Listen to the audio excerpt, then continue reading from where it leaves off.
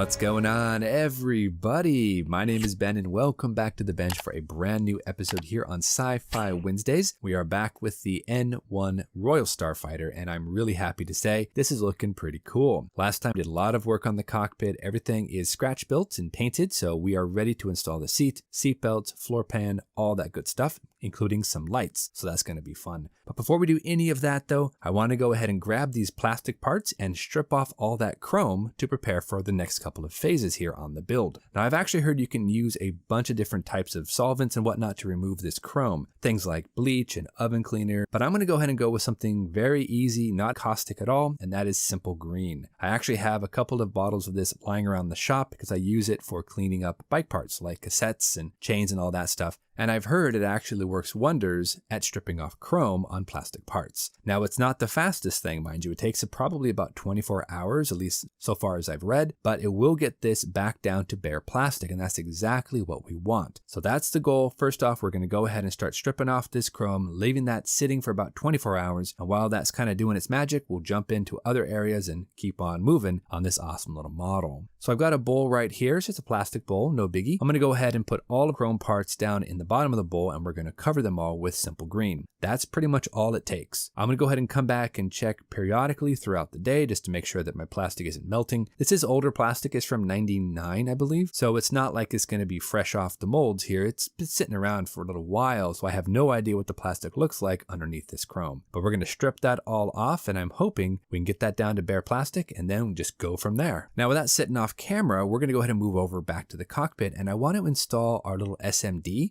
into our light box. And this is going to go ahead and illuminate a couple of different areas that I've drilled out and that I've covered with photo etch to give it a little bit of interest. And that's going to be kind of cool. If this all works out, it'll add just a tiny bit of light and this should be pretty simple to install. A little bit of hot glue, go ahead and stick that down there facing forward. Then we just got to cap that off and light block it out. Now in order to light block it, I'm going to build a tiny little trap door that I can go ahead and glue right down on top of that to go ahead and seal it off, and then I can come back and I can paint it all black so that it light blocks it, and then we can move on from there and I think we'll be in good position. So I'm going to go ahead and just kind of pause for about 24 hours or so. Then we'll check our parts, we'll be back, and hopefully I can show you guys the bare plastic, all the stripped off chrome, and we can go from there. So let's go ahead, take a quick pause, we'll be right back, and let's hope that we have all that chrome nicely stripped off. All right, so just a quick pause there in the video. It's been about 24 hours and it did work. It actually worked very well. So it's a couple of areas that I need to come in and kind of rescribe and clean up here and there. But you know what? Actually, not too bad. Not the fastest process, mind you. Maybe next time I'll try something more aggressive and we can go from there. So we're gonna go ahead and move over to our time lapse. I got a ton of part cleanup to do. I wanna go ahead and start finishing up that cockpit light installation, get some light blocking done, add in some seatbelts, got to scratch build those, throw some buckles in there, add some new guns, glue some parts together, and then we'll be back and I'll show you guys what we come up with. Let's see what we can do.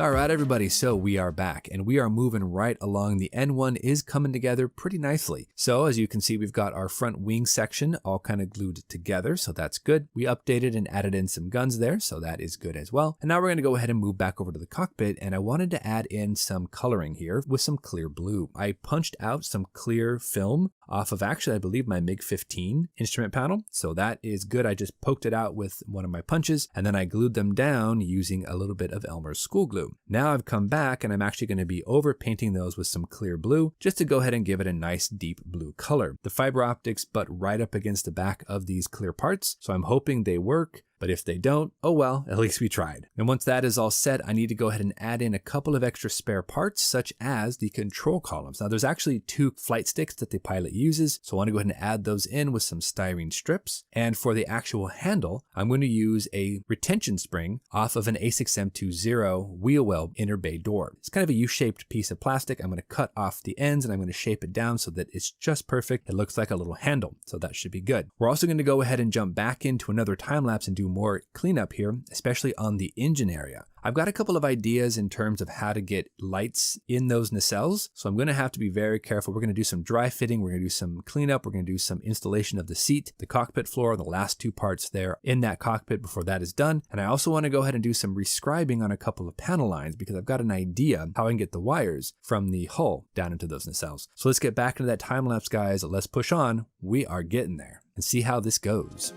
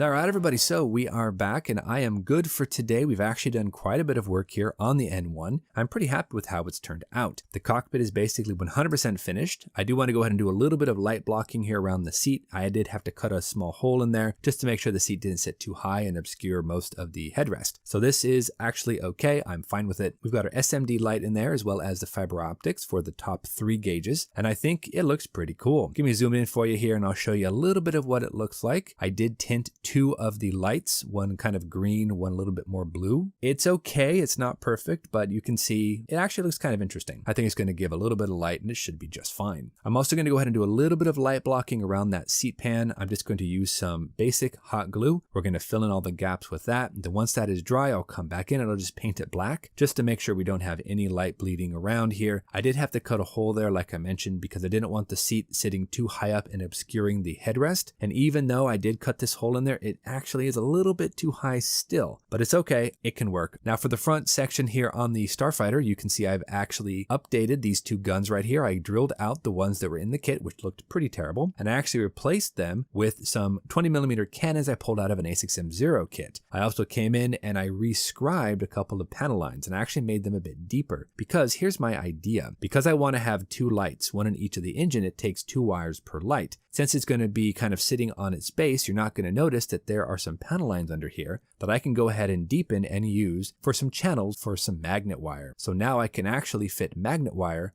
pretty much flush right into that little trench. That's going to be, I think, perfectly fine because I can just tack it in with a little bit of super glue. And then once I am sure that everything works and all the power is going where it needs to go, then I can just go ahead and sand it down, fill it in, and sand it over. You won't really notice it because it's going to be sitting pretty close to the ground. So we should be safe. Now, in terms of the actual LED, it has to fit somewhere in the center here, facing back through these engines. And I don't really know how I'm going to do that. If you also notice here, this is where the light should be shining through. There's actually usually a lip right there. I removed it so that now we can take this finial and we can just place it right inside. And if I can figure out how to get that mounted directly in the center of that area, we actually would be able to have a little bit of space around the entire area, kind of like a halo light that will hopefully just kind of glow ever so softly with an LED. Now, I don't know if that's going to work, but I actually have an idea to use a plastic disc out of clear styrene that I can go ahead and glue down to that, maybe frost it and then hit it with some clear blue so it actually glows blue. That would be really, really interesting. I have no idea if this is going to work, guys. This is purely theoretical at this point. But I'm going to go ahead and try it and I'm going to see what happens. Because if nothing else, at least I actually tried. And hey, that's half the battle right there. So that's my plan, guys. I'm going to go ahead and see if I can't get this a little bit more reamed out so it's more even. Somehow install an LED in there, add that little disc in there, and then eventually glue everything together and we should be pretty good. But anyway, guys, we are done for today. As you can see, the Naboo Starfighter is coming right along. We are on the right track for sure. We've got our fiber optics in there. We've got our light box in there. All we have to do is string those wires, test them out, make sure they can actually fire, get that LED mounted somewhere in the inside of the nacelle, then figure out what to do with the disc and the finial and all that good stuff. So we have a lot more to figure out, but I think we're on the right track. If we can get this kind of dialed in, we should be able to go ahead and move on with next episode and hopefully get everything nicely closed up. There's still a lot of sanding and prep work we have to go ahead and do to make sure that all these parts are clean and nicely tapered. We do have to figure out the power supply, where we're going to get power and how we're going to get power into this aircraft. We did end up drilling out the front torpedo launcher, so that looks a little bit better. I went ahead and blanked it off on the back so you wouldn't see into the void. But I think at this point, we're going to call it quits for today and move on next episode with more of this awesome little model. So until our next episode, everybody, you know the drill. Go out there, get yourself some bench time, have some fun, build something cool, and we'll see you back here on episode number 4 for the N1 Starfighter here on Sci-Fi Wednesdays. Thanks much for watching, guys. Take care of yourselves, and may the Force be with you.